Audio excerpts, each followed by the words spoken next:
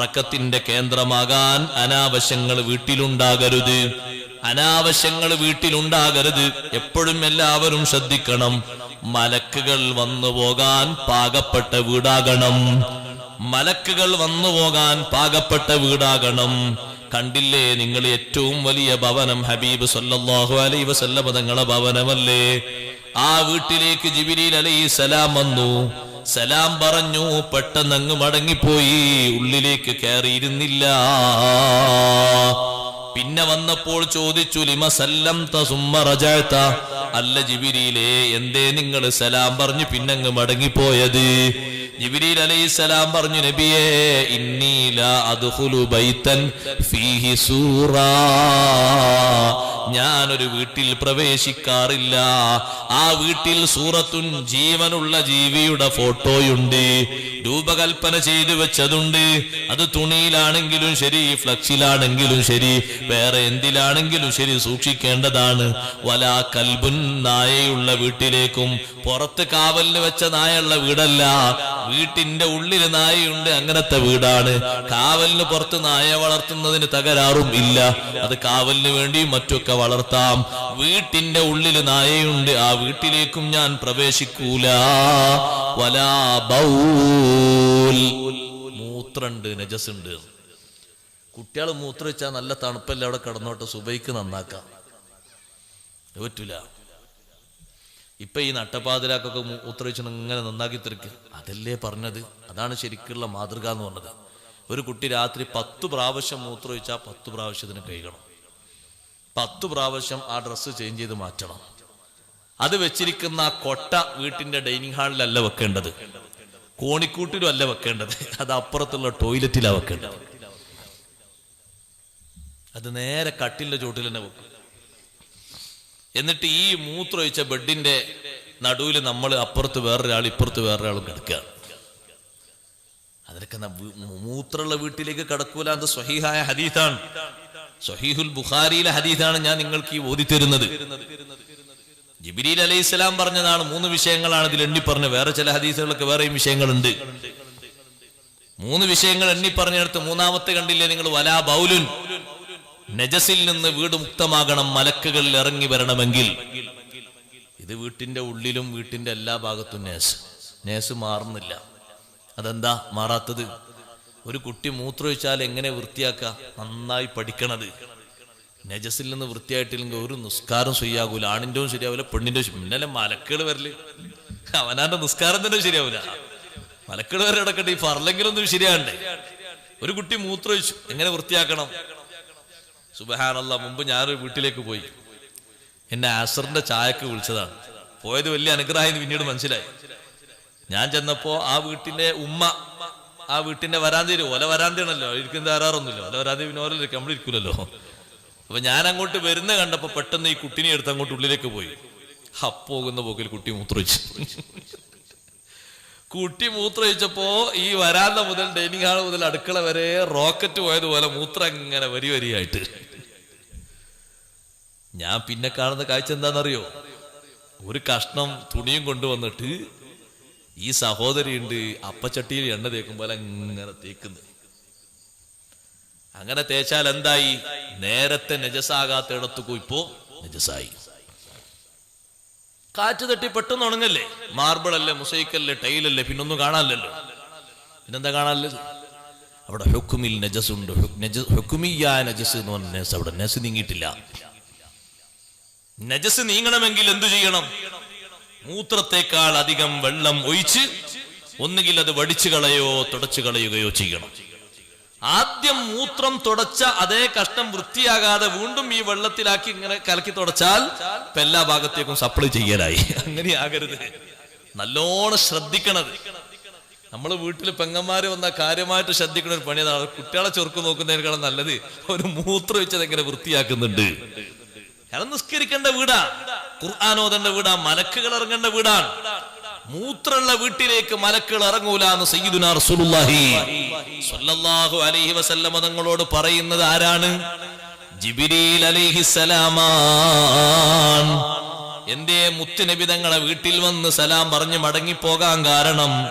വദാലിക അന്ന ജർവൻ അൽ ഹുസൈനി അവിൽ ഹസനി റളിയല്ലാഹു അൻഹുമാ കാന ഫിൽ ബൈതി. ഹസൻ ഹുസൈൻ റളിയല്ലാഹു അൻഹുമ കളിപ്പിക്കുന്ന ചെറിയൊരു പട്ടിക്കുട്ടിയുണ്ടായിരുന്നു. അവരതിനെങ്ങനെ ഓട്ടിക്കളിപ്പിക്കും, മടിയിരുത്തി കളിപ്പിക്കുന്നല്ല. ആ ചെറിയ പട്ടിക്കുട്ടി വീട്ടിന്റെ ഉള്ളിൽ ഒരു ഭാഗത്ത് പെട്ടെന്ന് രോഗം ബാധിച്ചങ്ങ് മരണപ്പെട്ടിട്ടുണ്ട്.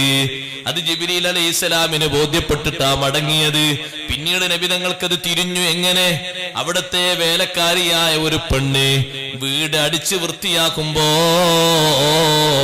ഈ മണമൊന്നും വരാത്ത ചെറിയ പട്ടിക്കുട്ടിയുടെ ശരീരം കണ്ടു. ഇത് വീട്ടിന്റെ ഉള്ളിലേക്ക് ആരാ കയറ്റിയത് എന്ന് ചോദിച്ചു.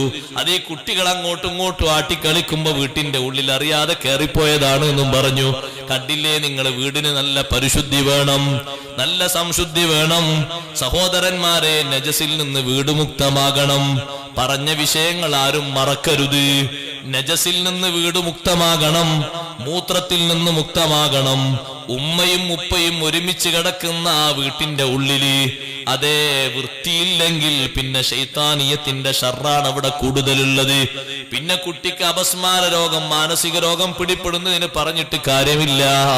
നജസിൽ നിന്ന് വൃത്തിയാക്കി കിടത്തണം. എപ്പോഴും തൊട്ടിലിൽ മൂത്രമൊഴിച്ചാൽ ആ തൊട്ടിൽ അങ്ങനെ കിടത്തി ഉറക്കരുത്. അതേ തൊട്ടിൽ മാറ്റിക്കൊടുക്കണം. ഒരു തൊട്ടിലായി മാത്രം നിന്നാൽ തല അങ്ങോട്ടും ഇങ്ങോട്ടും പിടിച്ചു മാറ്റേണ്ടി വരും. വേറെയും ഒരു തൊട്ടിൽ എക്സ്ട്രാ ആയി നിൽക്കണം. പഴയ തുണിയൊക്കെ തൊട്ടിലാക്കാൻ പറ്റും, അതിന് പുതിയത് തന്നെ വാങ്ങിക്കൊള്ളുന്നില്ല. അങ്ങനെ താൽക്കാലിക തൊട്ടിലും മറ്റും കെട്ടിയിട്ട് ശുദ്ധി അവിടെ ഉണ്ടാകണം, നജസിൽ നിന്ന് മുക്തമാകണം. രൂപങ്ങളും നന്നായി ശ്രദ്ധിക്കേണ്ടതുണ്ട്. ബാപ്പയുടെ ഫോട്ടോയുണ്ട്, ഉമ്മയുടെ ഫോട്ടോയുണ്ട്, പെട്ടിക്കകത്ത് വെച്ചോ. പ്രദർശനത്തിന് വേണ്ടി ആരും തൂക്കിയിടേണ്ടതില്ല. കൂട്ടുകാരന്റെ കൂടെ ഹറമിൽ നിന്നെടുത്ത ഫോട്ടോയാണ്. ഹജറുൽ അസ്വദ് മുത്തുന്ന ഫോട്ടോ. ഇപ്പൊ ഫോട്ടോ എടുക്കാനല്ലേ അവിടേക്കൊക്കെ പോകുന്നത് പലരും. അവിടെ നിന്നെടുത്ത ഫോട്ടോയാണ്. കൊണ്ടുവന്ന് ഇവിടെ തൂക്കിയിടേണ്ട ആവശ്യമില്ല. 16ാമത്തെ വയസ്സിൽ അതേ SSLC പാസ്സായപ്പോ കൂട്ടുകാരുടെ കൂടെ ഒരുമിച്ചെടുത്ത ഫോട്ടോ ആണ്. പിന്നീടും നിനക്ക് കാണാം. പെട്ടിന്റെ ഉള്ളിലേക്ക് വെച്ചോ, പ്രദർശിപ്പിക്കേണ്ടതില്ല. അതും ശ്രദ്ധിക്കേണ്ട, സൂക്ഷിക്കേണ്ട മാർഗമാണ്. മലക്കുകൾ വരണമെങ്കിൽ നല്ല പരിശുദ്ധി വേണം.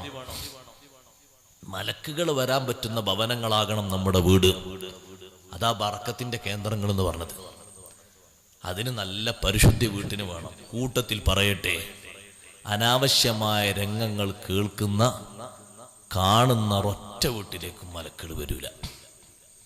നിങ്ങൾ ആലോചിച്ച് നോക്ക്, ചെറിയ കറാഹത്ത് പോലും ചെയ്തുകൊണ്ട് ജീവിക്കുന്ന ആളാണെങ്കിൽ മലക്കുകളെ സുഹബത്ത് കുറഞ്ഞു പോകും. സഹീഹുൽ ബുഖാരിയിലൊക്കെ ഹദീസ് റിപ്പോർട്ട് ചെയ്ത വലിയ മഹാനാണ് ഇമ്രാൻ ഇബ്നു ഹുസൈൻ റളിയല്ലാഹു അൻഹു. വലിയ മഹാനാണ്, വലിയ സ്വഹാബിയാണ്. ആ സ്വഹാബിക്ക് ശരീരത്തിൽ മുഴുവനും രോഗം വന്നു.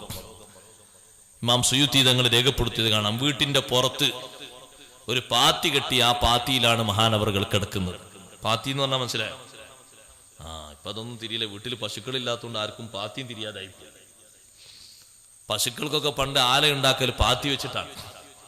മരം മുറിച്ചിട്ട് നടുവിൽ മുറിച്ച് മണ്ണൊക്കെ അതിനെ ഒപ്പിച്ചിട്ടിട്ട് ഇങ്ങോട്ട് റെഡിയാക്കി വെക്കും. അതിനാ പാത്തി എന്ന് പറയാം. അതിന്റെ ഇടയിൽ ഗ്യാപ്പ് ഉണ്ടാകും. മൂത്രക്കയിലൂടെ താഴോട്ടും മറ്റും പോകാനുള്ള ഗ്യാപ്പ് ഉണ്ടാവും.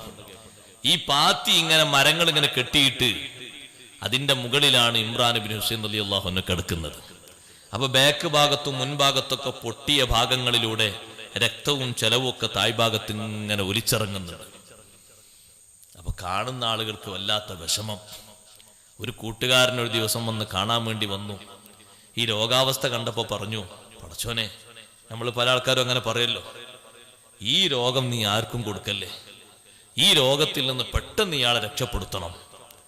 അങ്ങനെ ദ്വാരുന്നപ്പോ ഇമ്രാൻ ഇബ്നു ഹുസൈൻ റളിയല്ലാഹു അൻഹു പറഞ്ഞു, അങ്ങനെ നിങ്ങൾ ദ്വാരക്കണ്ടാന്ന്. ഇങ്ങനെ ശരീരത്തിൽ പൊട്ടലും ചീറ്റലായി കഴിയുന്ന മഹാൻ പറയുന്നു, അങ്ങനെ ദ്വാരക്കണ്ട. എന്തേ? നിങ്ങൾ അനുഭവിക്കാത്ത സുഖം ഞാൻ അനുഭവിക്കുന്നുണ്ട്. നിങ്ങൾ എന്റെ ബാഹ്യഭാഗത്തുള്ള പൊട്ടലും ചീറ്റലും അല്ലേ കാണുന്നത്. ഓരോ ദിവസവും 1000 മലക്കുകൾ വന്ന് എന്നെ മുസാഫഹത്ത് ചെയ്യുന്നുണ്ട്. നിങ്ങളത് അനുഭവിക്കുന്നില്ലല്ലോ. അതുകൊണ്ട് എന്റെ രോഗത്തിൽ എന്താണോ ഖൈറ്, ആ ഖൈറ് തരാൻ അള്ളാഹിനോട് ദ്വാരന്നാ മതി. രോഗം നീ കൊടുക്കല്ലേ, അള്ളാഹ് കൊടുത്തത് മാറ്റിക്കൊടുക്കുന്ന് പെട്ടെന്ന് നിങ്ങൾ പറയണ്ട. ഖൈറ് എന്താണോ ഖൈറ് പോലെ അള്ളാഹ് ചെയ്തോട്ടെ. നിലനിർത്തലാണോ ഖൈറ്, എനിക്ക് പരിഭവമില്ല. മാറ്റിത്തരലാണോ ഖൈറ്, ഞാൻ അതും സ്വീകരിക്കും. പെട്ടെന്നങ്ങ് മാറ്റിക്കൊടുക്കുക മാത്രങ്ങൾ ദ്വാരക്കല്ല. ഇമ്രാൻ ഇബ്നു ഹുസൈൻ തങ്ങൾ പറഞ്ഞു, അത് മഹാനവർകൾ അനുഭവിക്കുന്ന ഒരു സുഖം കൊണ്ടാണ്. കുറച്ചു കഴിഞ്ഞപ്പോ ആരോ പറഞ്ഞു, ഈ രോഗം മാറും, ഒന്ന് ചൂട് വെച്ച് കൊടുത്താൽ മതി. നമ്മളൊക്കെ സാധാരണ ചെയ്യാറില്ലേ കരിക്കുന്ന പരിപാടി? ചില രോഗങ്ങൾക്ക് കരിക്കുന്ന പ്രക്രിയയുണ്ട്, അതുപോലെ ഒന്ന് കരിച്ചു കൊടുത്താൽ മതി. മഹാനവറുകൾ ഒരു വട്ടം അങ്ങനെ കരിച്ചപ്പോ പിന്നെ മലക്കുകൾ വരാതെയായി. അപ്പൊ മഹാനവറുകൾ തീരുമാനിച്ചു, ഇനി കരിക്കലുമില്ല, ഒന്നുമില്ല. അമ്മലക്കുകൾ വരുമ്പോഴുള്ള സുഖം ഇപ്പോൾ എനിക്ക് കിട്ടുന്നില്ലല്ലോ. അപ്പൊ ശരീരത്തിൽ അങ്ങനത്തെ ഒരവസ്ഥ സ്വീകരിച്ചപ്പോൾ മലക്കുകൾ വരാതായെങ്കിൽ, പരിശുദ്ധരായവർ വരാതായെങ്കിൽ, നമ്മുടെ വീടിന്റെ അന്തർഭാഗങ്ങൾ സിനിമാലയങ്ങളാകരുത്. മുമ്പൊക്കെ ഒരു ഡൈനിങ് ഹാളിൽ മാത്രം സിനിമ ഓടിയിരുന്നത് ഓരോ കട്ടിലും ഓടിക്കൊണ്ടിരിക്കുകയാണ്. ചെറിയ മക്കളടക്കം പലതും മറിച്ചു നോക്കി സെക്സ് കണ്ട്, സിനിമ കണ്ട്. വിവാഹം കഴിഞ്ഞിട്ടും വികേന്ദ്രീകരിക്കപ്പെടാനുള്ള നല്ല വഴി അല്ലാഹു തആല കൊടുത്തിട്ടും മതിയാകാത്ത എത്ര മണ്ടന്മാരുണ്ട്. ഞാൻ അവരങ്ങനെ വിളിക്കുന്നത് ബോധപൂർവമാണെന്ന് കരുതിക്കോളൂ. നല്ല ഹലാലായ വികാര വിചാര നിർവഹണത്തിന് മതിയായ ഇണയെ അള്ളാഹു കൊടുത്തിട്ടും സെക്സിന്റെ സുഖത്തിന് നീ ഇങ്ങനെ അടിമപ്പെടേണ്ടതുണ്ടോ? സിനിമയുടെ സുഖത്തിന് നീ അടിമപ്പെടേണ്ടതുണ്ടോ? പിന്നെയും അതൊക്കെ നോക്കിയിട്ട് നിന്റെ കണ്ണും കൽബും ഒക്കെ അശുദ്ധമാക്കേണ്ടതുണ്ടോ? നിന്റെ ശരീരത്തിന്റെ എല്ലാ ഭാഗങ്ങളും വൃത്തികേടാക്കേണ്ടതുണ്ടോ? 4 മക്കള് താമസിക്കുന്ന 4 റൂമിലെ ചിത്രം ഈ അടുത്തൊരു മാസികയിലൂടെ നിങ്ങൾ വായിച്ചില്ലേ? 4 മക്കള് 4 റൂമിലാ കിടക്കുന്നത്. ഒരാൾ SSLC-കാരനാണ്, മറ്റൊരാള് +2-കാരനാണ്, വേറൊരാള് ഡിഗ്രി സെക്കൻഡ് ഇയർ ആണ്, വേറൊരാള് വിവാഹം അന്വേഷിച്ച് നിക്കാഹ് കഴിഞ്ഞ ആളാണ്. ഒരു ബാപ്പയുടെ 4 മക്കള്, 4 റൂം അവർക്ക് ബാപ്പ ഉണ്ടാക്കിയിട്ടുണ്ട്. ബാപ്പയും ഉമ്മയും നല്ല ദീനിയായത് കൊണ്ടാണ് പെട്ടെന്ന് അറിഞ്ഞ് നന്നാക്കാൻ പറ്റിയത്. 4 പേരുടെ കയ്യിലും ചില്ലറ ജോലിയെടുത്ത് കിട്ടിയിട്ട് വാങ്ങിയ ഉപകരണങ്ങളുമായി 2 മണി സമയം വരെ സെക്സിന്റെ സല്ലാപമാണ്. ഉപ്പമാരെ ഉമ്മമാരെ നല്ലോണം കരുതണം. വീട്ടിലങ്ങ് നിങ്ങളൊരു യാസീനോതുമ്പോഴേക്ക് മലക്കങ്ങ് വരുമെന്ന് കരുതണ്ട. പരിശുദ്ധിക്ക് മറ്റൊരു കുറവുണ്ടോ? അവര് വരൂല. മുത്തുനബി സല്ലല്ലാഹു അലൈഹി വസല്ലം എത്ര വലിയ പരിശുദ്ധിയുള്ള നേതാവാണ്. കൂടെ നടക്കുന്ന ആളുകൾ നഖം വെട്ടാത്തത് കൊണ്ടല്ലേ 40 ദിവസത്തോളം ജിബ്രീൽ അലൈഹിസ്സലാം വരാതെയായത്. കൂടെ നടക്കുന്നവർ നഖം വെട്ടിയിട്ടില്ല, തങ്ങൾ വെട്ടാത്തത് കൊണ്ടല്ല. നഖം വെട്ടാതിരിക്കുക എന്നുള്ളത് പരിശുദ്ധിക്ക് കുറവാണ്. ചിലര് കാണാം തള്ളവരലും പിന്നെ ചെറിയ ചെറിയ വിരലൊക്കെ കൂടിയിട്ട് ഇങ്ങനെ കൂർപ്പിച്ചിങ്ങനെ നടക്കുന്നത് കാണാം. അവരെ കണ്ടാൽ തന്നെ ഒരു പേടിയാണ്. എന്തിനാന്ന് ചോദിക്കുമ്പോൾ പറയും അതൊന്നുമല്ല, വെറുതെ എന്ന് പറയും. ആവശ്യമില്ലാതെ അങ്ങനെ വളരുക. പിന്നെ എല്ലാം അങ്ങോട്ട് വളർത്തിക്കോട്ടെ, ഒന്നും വെട്ടണ്ട, അങ്ങനെ അങ്ങ് നീട്ടോട്ടെ. എല്ലാ രോമങ്ങളും എല്ലാ മുടിയും ഒന്നും ലെവലാക്കണ്ട. കക്ഷത്തെ രോമം അത് അങ്ങനെ നീണ്ടോട്ടെ, വേറെ സ്വകാര്യ സ്ഥലങ്ങളുള്ളത് അങ്ങനെ നീണ്ടോട്ടെ. അതുപോലെ തന്നെ മൂക്കിന്റെ ഉള്ളിലുള്ള മുടിയൊന്നും പറിക്കണ്ട, അങ്ങനെ നീണ്ടങ്ങ് പോയിക്കോട്ടെ. അതേ രൂപത്തിൽ മീശയും നീണ്ടോട്ടെ, താടിയൊക്കെ നീണ്ടോട്ടെ. അങ്ങനെയാണോ? അങ്ങനല്ലല്ലോ. അതിനൊക്കെ ഒരു സൗന്ദര്യാവസ്ഥ ഇസ്ലാം തന്നിട്ടില്ലേ? ഒരു പരിശുദ്ധിയാവസ്ഥ തന്നിട്ടില്ലേ? പിന്നെന്താ 2 നഖം മാത്രം ഇങ്ങനെ വെച്ചിരിക്കുന്നത്? അതിന്റെ ആവശ്യമില്ല. അങ്ങനെ വളർത്താൻ പാടില്ല, തെറ്റാണത്. അതുകൊണ്ട് അഥവാ ഏതെങ്കിലും ആളെ ഒന്ന് തോണ്ടിയിട്ട് അയാൾക്ക് മുറിവ് പറ്റിയിട്ട് ആ മുറിവ് പോയി നോക്കുമ്പോൾ നല്ല പോയസം അതിൽ കടന്നിട്ടുണ്ടെങ്കിൽ ചികിത്സക്കുള്ള തീർത്തും പണം ഇവൻ കൊടുക്കണം എന്നാണ് ഇസ്ലാമിന്റെ ഹുക്കം. ആ ചികിത്സക്ക് ഡോക്ടർ പറഞ്ഞു 16 റുപ്യ വേണോ മരുന്നിന് മറ്റൊക്കെ പറഞ്ഞാൽ ഈ തോണ്ടി ചങ്ങായി കൊണ്ടേ കൊടുക്കണത്. ഓനാടാരെങ്ങനെ വളർത്താൻ പറഞ്ഞത്? പരിശുദ്ധിക്ക് കുറവാണ്. കൂടെ നടക്കുന്നവർ നഖം വെട്ടാത്തത് കൊണ്ട് ജിബ്രീൽ അലൈഹിസ്സലാം വന്നില്ല എന്ന് പറഞ്ഞാൽ എത്ര വലിയ, നിങ്ങളൊന്ന് ആലോചിച്ചു. നബി സല്ലല്ലാഹു അലൈഹി വസല്ലം കുറവുണ്ടോ? വീട്ടിന്റെ ഉള്ളിൽ ഒരിക്കലും സിനിമ കാണുന്ന കേന്ദ്രങ്ങളാകരുത്.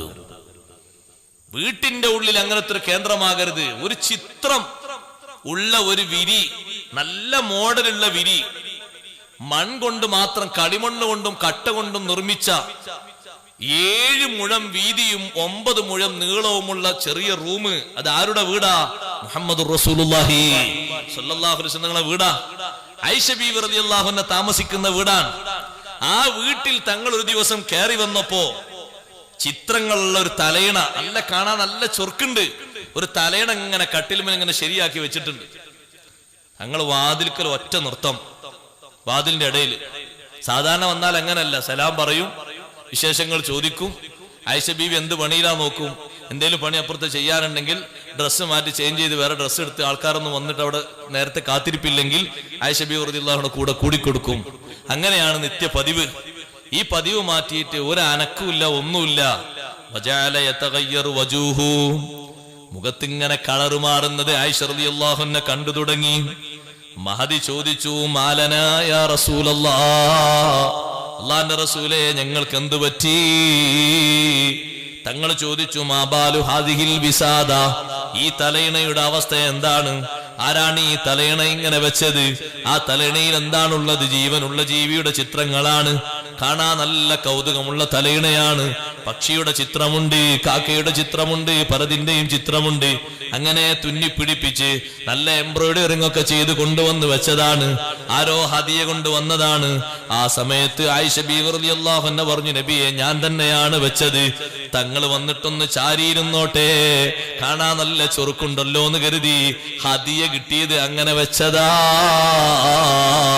ഉടനെ തങ്ങളെ മറുപടി, അമാ അലിംതി അന്നൽ മലായികത ലാ തദ്ഖുലു ബൈതൻ ഫീഹി സൂറാ, ഇതുപോലെ ചിത്രങ്ങളുള്ള വീട്ടിൽ മലക്കുകൾ പ്രവേശിക്കൂലാന്ന് നിങ്ങൾക്കറിയൂലേ? അതുകൊണ്ട് എടുത്തു മാറ്റണേ. മഹദി ഉടനെ അത് എടുത്തു മാറ്റി എന്ന് ഹദീസിൽ കാണാം. സഹോദരങ്ങളെ, നിസാരമാക്കുന്ന രൂപത്തിലല്ല, ബഹുമാനപ്പെടുത്തുന്ന രൂപത്തിലുള്ള ആ രൂപത്തിലുള്ള ചെയ്തികളും മറ്റൊന്നും പാടില്ല. നമ്മളെപ്പോഴും സൂക്ഷിക്കേണ്ടതാണ്. ആ വീട്ടിൽ ബറക്കത്തിന്റെ കേന്ദ്രമാകാൻ എപ്പോഴും സൂക്ഷിക്കേണ്ട മറ്റൊരു കാര്യമുണ്ട്. അനാവശ്യങ്ങൾ കുറയാൻ, കുട്ടികൾ നന്നാവാൻ പഴയകാലത്തെ വീട്ടിലൊക്കെയുണ്ട്. ഞാനത് പറയുമ്പോ നിങ്ങളൊക്കെ പറയും എന്റെ വീട്ടിലുണ്ടായിരുന്നു. തറവാട്ട് വീട്ടിൽ താമസിച്ച കുറെ ആളുകൾ ഇവിടെ ഞാൻ കാണുന്നുണ്ട്. വല്യപ്പാരും വല്യമാരും കൂടെ സുബഹി നിസ്കാരം കഴിഞ്ഞ ഒരു ക്യാബിനറ്റ് യോഗം നടക്കും പോലെയാണ് അവിടെ. എന്താ, വല്യപ്പാന്റെ കയ്യിൽ ഒരു തസ്ബീഹ് മാല ഉണ്ടാവും. മൂപ്പർ കുറെ ഔറാദ് ചെല്ലാണ്ടായിട്ടാണ്. വല്യമ്മാന്റെ കയ്യിൽ ഒരു ഏടുണ്ടാവും, അതിൽ കുറെ അസ്മാഉൽ ഹുസ്ന, അതുപോലെ കുറെ സ്വലാത്ത്, അതൊക്കെ ചെല്ലാണ്ടാവും പതിവ് പോലെ. പണിക്ക് പോകുന്ന മക്കൾ, അന്നത്തെ വീട്ടിലൊക്കെ 3-4 കുട്ടികളായ മക്കൾ വേർപിരിഞ്ഞു പോയിട്ടുണ്ടാകൂല പഴയ കാലത്തെ വീട്ടിൽ. പക്ഷെ ഒരാളും തമ്മിൽ സ്വരച്ചേർച്ചുണ്ടാവൂല കേട്ടോ, ഒരു ഇടങ്ങേറുണ്ടാകൂല. അതിന് നല്ല ഒരു ഭംഗി ആ വീട്ടിന്റെ ഉള്ളിലുണ്ട്. അന്നത്തെ വീട് എങ്ങനെ, ഈ സ്റ്റേജ് പോലത്തെ വലുപ്പമുള്ള, അല്ലെങ്കിൽ ഇതിന്റെ പകുതി വലുപ്പമുള്ള റൂം, അതിലൊരു കട്ടിലുണ്ട്. ആ കട്ടില് മൂത്ത മകനും ആ മകന്റെ ഭാര്യയുണ്ട്. താഴെ കുറെ കോസടി വിരിക്കും. ഒരു ഭാഗത്ത് ഒരു മോന്, മറ്റേ ഭാഗത്ത് മറ്റൊരു മോന്, ഈ ഭാഗത്തൊരു മോന്, ഒക്കെ ആ റൂമിന്റെ ഉള്ളിലാ. അതേപോലെ അപ്പുറത്തെ റൂം ഇപ്പുറത്തെ റൂം, 4 മക്കളും അവിടെ തന്നെ. അവരൊക്കെ പണിക്ക് പോകുന്നുണ്ട്, വീട് വെക്കാൻ സ്ഥലങ്ങളൊക്കെ ഉണ്ട്, സൗകര്യപ്പെടുമ്പോ വെക്കും, ആരും പോകാത്തവരല്ല. പക്ഷെ ഈ ഐക്യത്തിൽ കൂടുന്ന ആ വീട്ടിൽ ഒരിക്കൽ പോലും ഒരു കറിയിലെ ഉപ്പിന്റെ കുറവിന്റെ പേരിൽ പോലും അസ്വാരസ്യങ്ങൾ ഉണ്ടായിട്ടില്ല. എന്തേ കാരണം? നെടുന്തൂണുകളായ വല്യാപ്പയും വല്യമ്മയും അവര് നിസ്കാരത്തിന് നേരത്തെ വിളിച്ച് സുബഹിയൊക്കെ എല്ലാവരും നിസ്കരിച്ച് കട്ടൻ ചായൊക്കെ കുടിച്ച് വട്ടത്തിലിരുന്ന് ഖുർആൻ ഓതാതെ ദിക്ർ ചൊല്ലാതെ പോകുന്ന ഒരൊറ്റ മെമ്പറും ആ വീട്ടിലില്ലായിരുന്നു. നിങ്ങളൊന്ന് ആലോചിച്ച് നോക്കി ആ പഴയ കാലത്തെ സൗന്ദര്യം. ഇന്ന് അങ്ങനെ എണ്ണിയെടുക്കാൻ പറ്റുന്ന എത്ര ഉണ്ട്? ഒരു വീട്ടിന്റെ ഉള്ളിലെ ബാപ്പയും ഉമ്മയും സൂക്ഷ്മശാലികളായതുകൊണ്ട് മക്കളൊക്കെ അങ്ങനെ. അത് ഇസ്ലാമിക ലോകത്തെ പാരമ്പര്യമാണ്. ബഹുമാനപ്പെട്ട അഹ്മദ് ബിൻ ഹംബൽ റളിയല്ലാഹു അൻഹു വീട്ടിലേക്ക് വന്നു ഇശാന്റെ ശേഷം ഭക്ഷണം കഴിക്കാൻ വേണ്ടി. അപ്പോൾ പത്തിരി ഇങ്ങനെ ചുട്ടുവെച്ചു കുനുകുനേന. മഹാനവർക്ക് ചോദിച്ചു, പത്തിരി എവിടുന്ന? സാധാരണ ചോദിക്കും ചോദ്യം. പത്തിരി ഉപ്പ കൊണ്ടുവന്ന പൊടിയിൽ നിന്ന് ഉണ്ടാക്കിയതാ. മോള് പറഞ്ഞു, പത്തിരി കുഴക്കാൻ എവിടുന്ന വെള്ളം എടുത്തത്? ചോദ്യം നോക്കണം, അവരുടെ സൂക്ഷ്മതയുടെ ആഴ. അത് ഉപ്പ നമ്മളാ അപ്പുറത്തുള്ള ആ പൊതുകിണറ്റിൽ നിന്നാ വെള്ളം എടുത്തത്. പത്തിരി എനിക്ക് വേണ്ട. കാരണം നമ്മൾ പൊതുകിണറ്റിൽ നിന്ന് വെള്ളം എടുക്കാൻ പറ്റുന്ന മെമ്പർമാരല്ല. നമുക്ക് സ്പെഷ്യൽ കിണർ ഇവിടെ ഉണ്ടല്ലോ, പിന്നെന്തിനാ അവിടുന്ന് വെള്ളം എടുത്തത്? എത്ര കിട്ടിയില്ലെങ്കിലും കിട്ടാത്ത പോലെ ജീവിച്ചാ പോരെ. നമ്മളെ ചിന്ത അങ്ങനല്ല, കിട്ടുന്നതും കിട്ടാതെ ആവോളം അങ്ങോട്ട് പോരട്ടെ. പറ്റിയതാണ് ശരി, പറ്റിയതല്ലേ ശരി. നമ്മളതിന്റെ മെമ്പർമാരാണ് ശരി, മെമ്പർമാരല്ലേ ശരി. അല്ലെങ്കിൽ ഒന്ന് ആലോചിച്ച് നോക്കി, ഹക്കാണ് ഞാൻ പറയട്ടെ എന്ന് ആലോചിച്ച് നോക്കി. വരുമാനം എഴുതുന്നിടത്ത് എത്ര കുറച്ചാ നിങ്ങൾ ഇതിൽ ആരാ മറന്ന എഴുതുന്നത്? അള്ള തന്ന വരുമാനം കണക്കാക്കി എഴുതാൻ ധൈര്യമുള്ളവർ ആരവിടെ? ഹക്കാകും അത്? അല്ല, ഹക്കാകും നിങ്ങൾ പറയാ, ഉസ്താമാര് പറയുകയാണെങ്കിൽ നമ്മൾ ഓക്കെ. 30,000 വരുമാനം കിട്ടുന്ന ഒരാൾ 300 നേടിയ ഹക്കാവോ? എങ്ങനെ ഹക്കാകല്? എങ്ങനെ സഹോദരന്മാരത് ശരിയാകല്? വരുമാനം രേഖപ്പെടുത്തുന്നിടത്ത് സത്യം വേണ്ടേ? ഒരു ബാപ്പക്ക് ആ ബാപ്പന്റെ കീഴിലും ആ ബാപ്പന്റെ വരുമാനം മൊത്തം കൂട്ടി നോക്കുമ്പോ 3 ലക്ഷം ഉണ്ട് കരുതിക്കോളൂ. എത്ര എഴുതുന്നത്? 30,000. ബാക്കി 9% എവിടെ? നമ്മൾ ആലോചിക്കണ്ടില്ലേ? മഹാന്മാരെ ഈ ചിന്ത ചിന്തിക്കുമ്പോ നമ്മൾ ആലോചിക്കണ്ടല്ലേ? അവർ ചെറിയൊരാലത്തേക്കും നമുക്കൊക്കെ എല്ലാവർക്കും താല്പര്യം എന്താ? എല്ലാവർക്കും താല്പര്യം ഏറ്റവും കൂടുതൽ ആനുകൂല്യം കിട്ടുന്ന ആൾക്കാരിൽ പെടുകയും വേണം. എന്നാ ഉള്ള ദർജ കുറയും ചെയ്യരുത്. അള്ളാഹ് തന്ന നിയമത്തിൽ ഇസ്സത്തോടെ ജീവിക്കണം. അതിനാ നമ്മള് അള്ളാഹു തആല തന്ന നിയമത്തിൽ ഇസ്സത്തോടെ ജീവിക്കണം. എന്നോടൊരാൾ പറഞ്ഞു, അവിടെ ഉസ്താദേ കാർഡ് കൊടുക്കണ്ടേ? ഞാൻ വിചാരിച്ചു എന്ത് കാർഡാണ് ഇതൊന്നൊരു കാർഡ് വന്നില്ല, ആരോഗ്യ കാർഡ്, ആരോഗ്യ ഇൻഷുറൻസ് കാർഡ് അല്ലേ? നിങ്ങൾ വാങ്ങിക്കോളി, ഉമ്മാക്കൊക്കെ മരുന്നിനൊക്കെ ഉപകാരപ്പെടും. അപ്പൊ ഞാൻ ചോദിച്ചു അയാളോട്, എന്താ അത് വാങ്ങിയ നേട്ടം? ആ കാർഡ് ഉണ്ടായാൽ ഹോസ്പിറ്റലിൽ പോയാൽ എത്ര പൈസ? പകുതിയോ കാൽഭാഗം, എന്തൊരു കണക്ക് പറഞ്ഞു, നമുക്കറിയില്ല, അള്ളാഹു കൊടുത്താൽ മതി. അപ്പൊ ഞാൻ ചോദിച്ചു പിന്നെയും, അത് ആർക്കുള്ളതാണ്? അല്ല, ഗവൺമെന്റ് ഒരു നിയമം വെക്കുമല്ലോ, ആർക്ക്? അത് ഇത്ര ശതമാനം ലെവലിൽ ജീവിക്കുന്നവർക്കാണ്. അവർക്ക് ഇത്ര പാകത്തിലേ വീട് പറ്റുള്ളൂ, ഇങ്ങനെ പറ്റുള്ളൂ, ഇങ്ങനെ പറ്റുള്ളൂ. അപ്പൊ ഞാനിങ്ങനെ നോക്കുമ്പോ സുബ്ഹാന ജല്ല ജലാലുഹു, അതിന് വരി നിൽക്കുന്ന ആൾക്കാരിൽ 92% ആൾക്കാരും ആ നിയമത്തിന് പുറത്താണ്. ഞാൻ പറഞ്ഞു, അല്ലാഹു തആല തന്ന ഇസ്സത്ത് എത്ര കാലം നിലനിൽക്കുന്നുവോ അത്രയും കാലം ആ ഇസ്സത്തോടെ ജീവിക്കും. കാർഡും വേണ്ട, ഒന്നും വേണ്ട. കാരണം നിൽക്കുന്ന ആൾക്കാരെ കണ്ടപ്പോൾ നമുക്ക് ഒരു വിഷമം തോന്നി. വെള്ളിയാഴ്ച ഒരു പിരിവെടുത്ത് കൊടുത്താൽ തിരക്കടില്ലാന്ന് തോന്നിപ്പോയി. അവരത്ര ഫക്കീറന്മാരൊന്നുമല്ല. 3-ാം തലമുറക്ക് ജീവിക്കാനുള്ള സ്വത്ത് അള്ളവർക്ക് നൽകിയിട്ടുണ്ട്. അപ്പൊ ഈ പാവപ്പെട്ടവരുടെ ഓഹരി എന്തിനു പിടുങ്ങണം? നമ്മള് ഒരു നിലക്കൂത് യോജിച്ചതല്ല. അഹ്മദ് ബിൻ ഹംബൽ റളിയല്ലാഹു അൻഹു മകളെ ചോദ്യം കേട്ടിട്ട് ഉത്തരം കേട്ടിട്ട് പറയുന്നു, എനിക്കിന്ന് പത്തിരി വേണ്ട. പൊതുവായി ഉണ്ടാക്കിയ കിണറ്റിൽ നിന്ന് വെള്ളം മുക്കിയിട്ടാണ് പത്തിരിപ്പൊടി കുഴച്ച് പത്തിരി ചുട്ടത്. മാവ് കൊണ്ടുവന്നത് അഹ്മദ് ബിൻ ഹംബൽ തങ്ങളാണ്. ഹലാലായ പണം കൊടുത്തിട്ട് വാങ്ങിയതാണ്. വീട്ടിലെ ഉപകരണങ്ങളിലൂടെ ഉണ്ടാക്കിയതാണ്. തീ കത്തിച്ചതും ആ വീട്ടിലെ വിറക് കൊണ്ടാണ്. വെള്ളം എടുത്തത് പൊതുകിണറ്റിൽ നിന്ന് ആയതുകൊണ്ട് എനിക്കിന്ന് ഭക്ഷണം വേണ്ട. ഉമ്മ പറയുന്നു എനിക്കും വേണ്ട. മക്കള് പറയുന്നു ഞങ്ങൾക്കും വേണ്ട. നിങ്ങൾ നോക്കൂ സൂക്ഷ്മത. ആ ബാപ്പാന്റെ ഉമ്മാന്റെ അതേ ലെവലില് ആർക്കും വേണ്ട. അന്ന് രാത്രി എല്ലാവരും വെള്ളവും കാരക്കയും കുടിച്ച് രാത്രി അങ്ങ് മുതലാക്കി. പിറ്റേന്ന് ളുഹർ നിസ്കാരം കഴിഞ്ഞ് അഹ്മദ് ബിൻ ഹംബൽ തങ്ങൾ വീട്ടിലേക്ക് വന്നപ്പോ ഈ പത്തിരി ഒന്നും ചട്ടി കാണുന്നില്ല. ചോദിച്ചു, പത്തിരി എവിടെ? അപ്പൊ മകള് പറഞ്ഞു, ഇവിടെ കുറച്ച് സാധുക്കളായ യാചകന്മാര് വന്നിരുന്നു, ഒക്കെ കൂടി അവർക്കൻ കൊടുത്തു. അഹ്മദ് ബിൻ ഹംബൽ തങ്ങൾ, മഅദല്ലാഹ്, നമ്മൾ ഭക്ഷിക്കാൻ പറ്റാത്തത് ആരാക്ക് ഭക്ഷണമായി കൊടുത്തോ? നമ്മളത് ഭക്ഷിക്കാൻ പറ്റൂല എന്ന് കരുതിയിട്ടല്ലേ മാറ്റി നിർത്തിയത്? ഇത് വേറൊരാൾക്ക് വിട്ടുകൊടുത്തോ? അങ്ങനെയുണ്ട് ചില ആൾക്കാര്. അത് പറ്റൂല കേട്ടോ. ഏത് വീട്ടിൽ കോഴി ചത്തുപോയി, ഞമ്മ കൂട്ടാൻ പറ്റൂല, മറ്റാൾ വെച്ച് കൊടുത്താൽ മതി. പറ്റൂല, പറ്റൂലത്. ആ ഏർപ്പാട് പറ്റൂല. ശരീഅത്തിനെതിരാ. നമ്മോടുള്ള ഹുക്കുമ് അവരോടും കൽപ്പനയുണ്ട്. അറുത്തിട്ടല്ലേ നമ്മൾ ഭക്ഷിക്കേണ്ടത്. ആ അറുത്ത് തന്നെയാണ് നമ്മൾ അവർക്കും തീറ്റിക്കേണ്ടത്. അപ്പൊ നമ്മൾ അറുക്കാൻ വേണ്ടി ഇങ്ങനെ പിടിച്ചു നോക്കുമ്പോഴേക്ക് സംഗതി പണിയായിപ്പോയി. അപ്പൊ അതിന് പിന്നെ ഹയാത്ത് മുസ്തഖിറ ഒന്നുമില്ല. അപ്പൊ പിന്നെ അത് അറുത്തിട്ടും കാര്യമില്ല, ഒന്നും കാര്യമില്ല, ഉപയോഗിക്കാനും പറ്റൂല. അതങ്ങ് പടഞ്ഞു തീർന്നുപോയി കൊടുക്കുമ്പോഴേക്ക്. അപ്പൊ ഒന്നാ അതിനെ കുഴിച്ചിടണ്ട, മറ്റേ കൊടുത്താൽ മതി. ആർക്ക് കൊടുക്കണ്? ആർക്കത് കൊടുക്കാൻ പറ്റും? ഒരൊറ്റ കുട്ടി കൊടുക്കാൻ പറ്റൂല. കുഴിച്ചിടണം അവിടെ. അങ്ങനെ ഉണ്ടോന്ന് മുമ്പ് ചെറുപ്പക്കാരെ കൂടിയിട്ട് പിന്നെ എന്തോ ഒരു കടിക്കണ ജീവിയാന്നിട്ട് അടിച്ച് ശരിയാക്കി നോക്കുമ്പോ പന്ന്യ. അപ്പൊ അവരൊരു കുഴിച്ചിട്ട് മറ്റാക്ക് വിളിച്ചു കൊടുത്താൽ മതി, ഞമ്മക്ക് എന്തേലും വെള്ളത്തിനുള്ള പൈസ അയാൾ തന്നോടും. പറ്റൂല സഹോദരങ്ങളെ, ആർക്കും കൊടുക്കാൻ പറ്റൂല. നമ്മളോടുള്ള വിശുദ്ധമായ കൽപ്പന കൊണ്ട് അവരോട് കൽപ്പനയുണ്ട്. അത് നമ്മൾ കൊടുക്കുമ്പോൾ പാലിക്കേണ്ടതാണ്.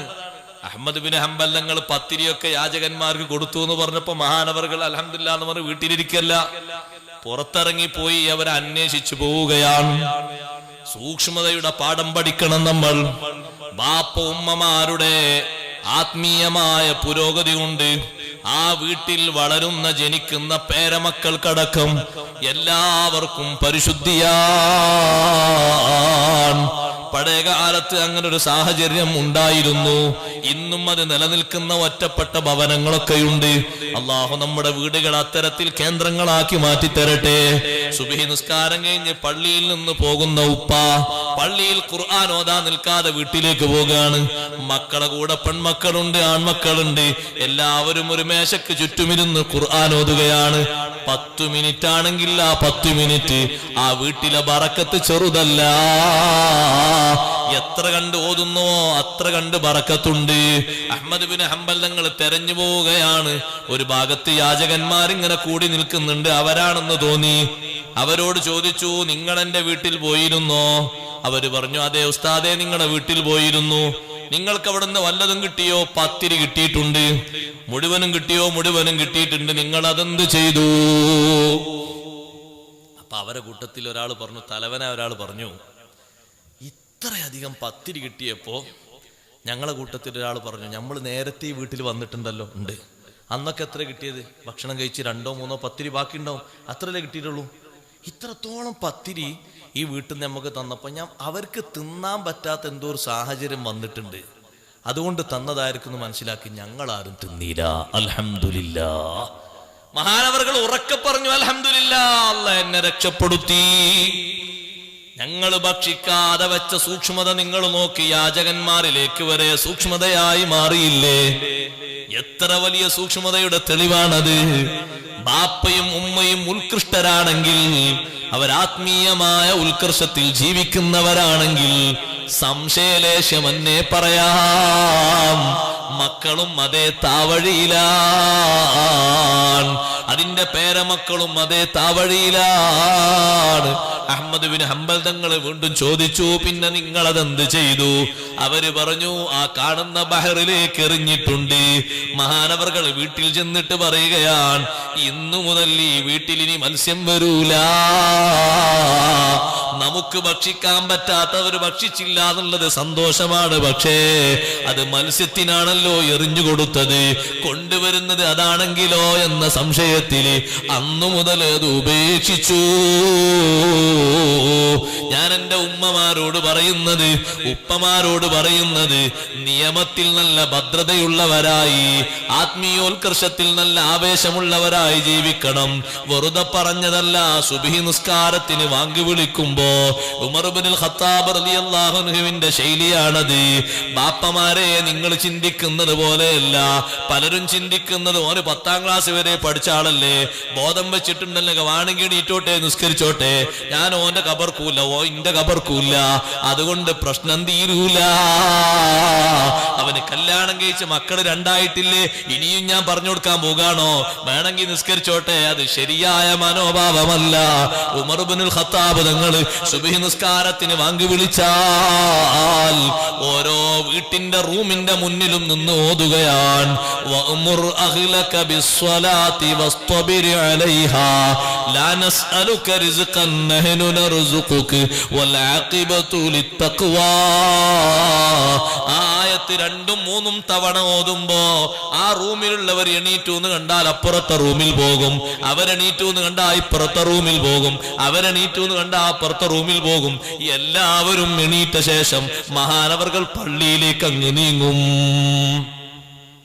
ഒന്ന് വിളിച്ചെങ്കിൽ എന്നെ സമാധാനം. വിളി വരെ മാറ്റിപ്പോയി.